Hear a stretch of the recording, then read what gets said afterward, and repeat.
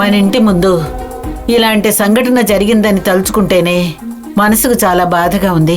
Post mortem రిపోర్ట్లో ఇది హత్యని వచ్చిందనుకో, ఈ సమస్య చాలా పెద్దదవుతుంది.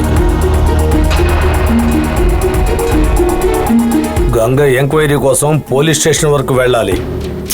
గంగ పోలీసులకు చెప్పాల్సిందంతా చెప్పేసింది. ఇక ఎంక్వైరీ చేయడానికి ఏమీ లేదు. కానీ ఆవిడ ఎలా చనిపోయిందో అయోమయంగా ఉంది.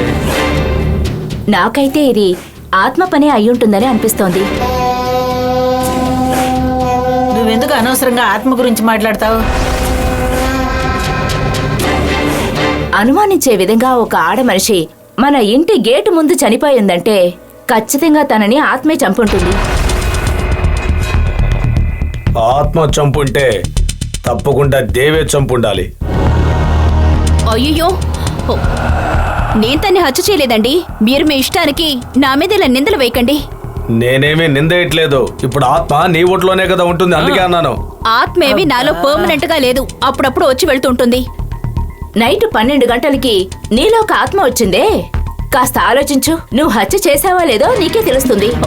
మంజు, ఏమిటి మంజు ఇలా మాట్లాడుతున్నావు? ఆత్మ 12 గంటలకు వచ్చి 1 గంటకు వెళ్ళిపోయిందిగా. అప్పుడు కూడా నేను మీ అందరితో పాటే ఉన్నానుగా. నువ్వు మాతో పాటే ఉన్నట్టు నీకెలా తెలుసు? అది ఆ విషయం ఆ పని మనిషి చెప్పింది. ఇలా చూడు మంజు, ఈ హత్యకి నాకు ఎటువంటి సంబంధం లేదు. ఊరికే నువ్వు నన్ను అనుమానించుకో. నాకైతే నీ మీదే అనుమానంగా ఉంది. అక్క,